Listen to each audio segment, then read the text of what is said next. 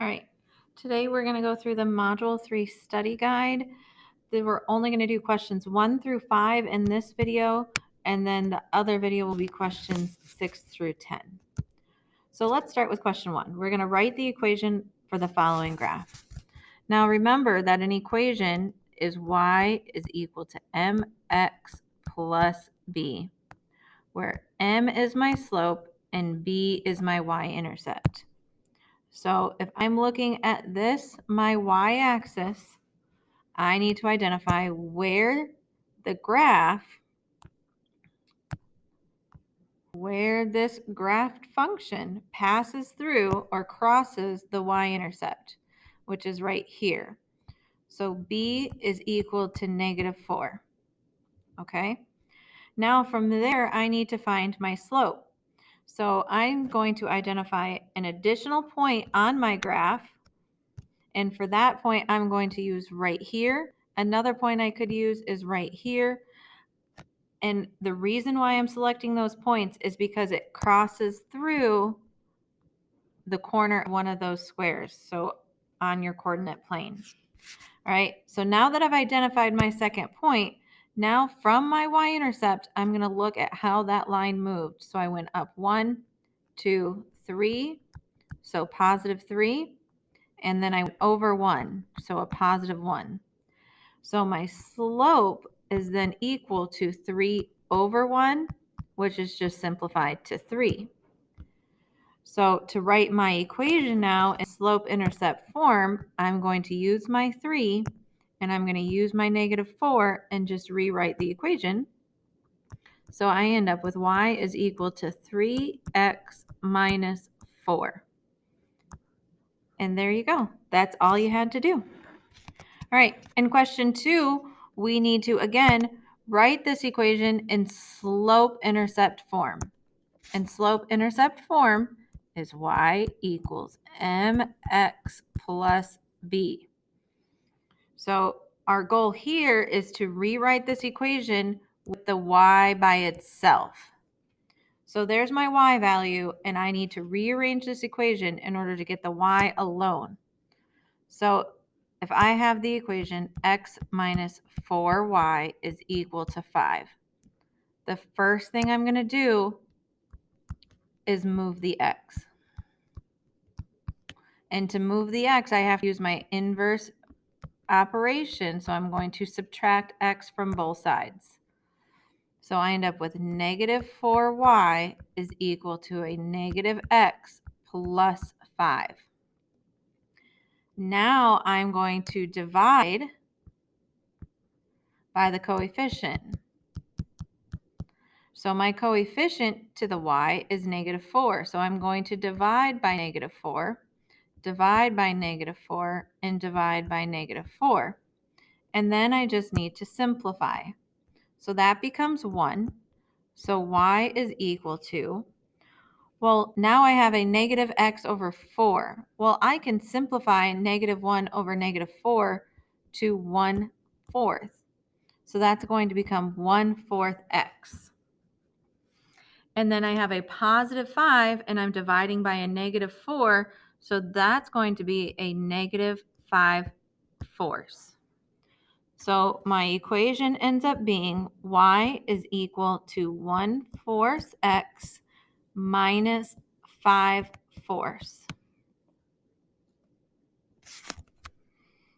All right, now we're going to move on to question 3.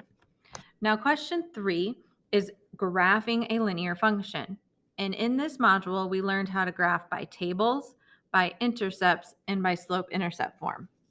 Now I'm going to recommend graphing this function, or graphing this linear function specifically, using my intercepts.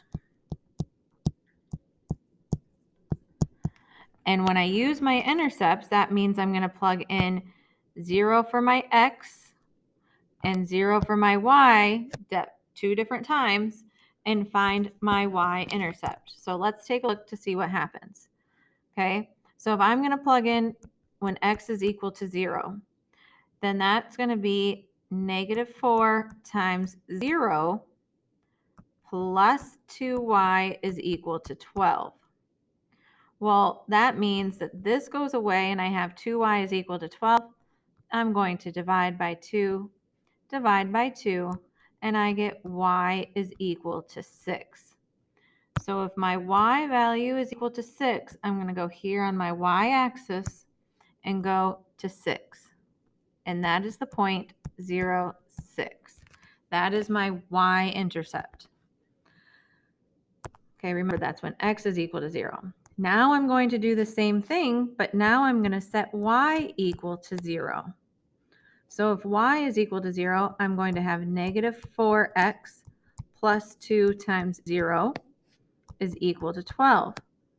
Well, if 2 times 0, that's going to just go away, cancels out because anything times 0 is 0. And then I need to divide by negative 4. Well, when I divide by negative 4, I get x is equal to a negative 3. And then that's going to be my x-intercept. So now I'm on my x-axis, and I'm going to go to negative 3. So I'm at negative 3, 0. And now I can graph my line. So all you needed to do here was graph or identify your x and your y-intercept, and then you could have identified or matched it to the correct graph. All right, moving on to question 4. It says a student council is trying to determine how many weeks it will be until they sell out of bags of cotton candy. The equation they use is y is equal to 315 minus 45x. And I'm actually going to change this color here because this is actually my y-intercept, and this negative 45 is my slope. So they're selling 45 bags of cotton candy each day. So they start with 315 bags. This is their initial amount, and they sell 45 bags per day. That's all you have to do in question 4. Pretty simple, right? All right, moving on to question 5. What is the average rate of change in millions of people per year between 1800 and 1830? Now in 1800, sorry, I highlighted the wrong one. In 1800, there we go, they had a population of 5.3. So 1800 would be my x value, my x1, and 5.3 is my y1 value. Then I'm going to go to 1830, and that is 12.9. So in 1830, there was 12.9 million people. So this is my x2 and my y2. Now I'm going to set up my formula, which is y2, so 12.9 minus 5.3, and then I'm going to divide that by 1830 minus 1800. So that's going to equal 7.6 divided by 30. Now if I do 7.6 and divide by 30, I'm going to get 0.253 repeating. Now the question asks me to round to the nearest 100th. Well, this place right here is your nearest 100th. And because the next number is 3, which is below 5, the answer is 0.25. Now, this year, this module, we worked on rounding. I want you to remember that if you have the number 0.555 repeating, and it said to round to the nearest 100th, then you would need to be careful and do 0.56. Because if this number is greater than, is 5 or greater, then we're going to round up. So please don't forget your rounding skills when you're working on this test. All right, that's it for questions 1 through 5. I'm going to go ahead and end this video and start a new video for questions 6 through 10.